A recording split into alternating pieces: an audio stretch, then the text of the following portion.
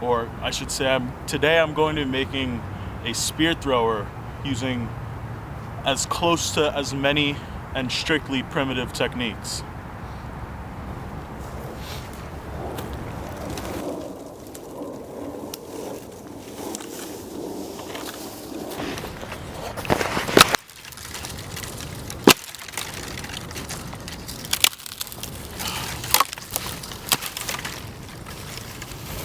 So here is one of my lovely tools that I found.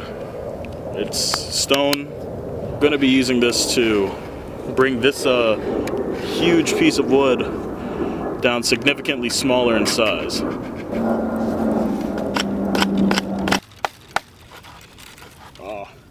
I can't exactly think of a way to make this any more efficient. As you can see, this is quite a tedious sort of process. My main priority right now is to get this down to a size that's just a little bit easier to work with. What I'm gonna do to get that is break that there. Now we have what we're gonna be working with as the spear thrower. So I've discovered that instead of just striking it, using these teeth, I can just saw it right in.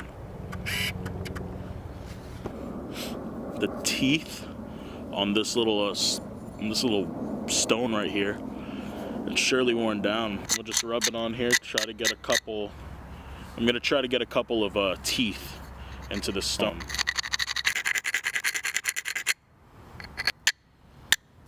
So I just really have to go in on this. I'm gonna make sort of like a valley and then just try to snap it with my hands or my feet, whatever. Anything to get rid of all of this extra. You know, I'm just gonna set it right here. That definitely did the trick.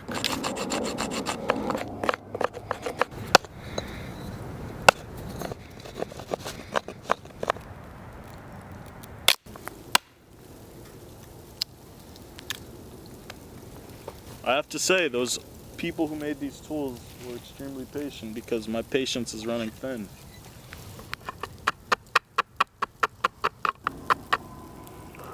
As you can see, I've managed to turn this into this.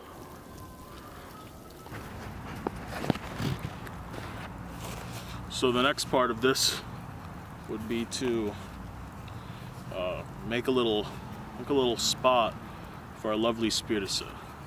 But before we do that, we have to go find a spear. Now, so I've come to terms that I'm gonna use this stick right here as my spear. Let's slap that, get rid of that. Let's see how this works without refining the spear. Not well. So our next step would be to get this spear here nice and smooth around the edges. You can see there are a lot of imperfections in the spear.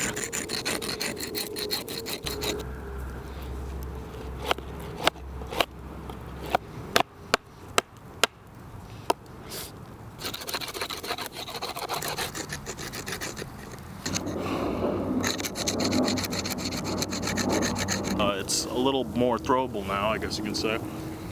So my next goal would be to get this to be a point, a spear point, you know? And I just don't know how to do that.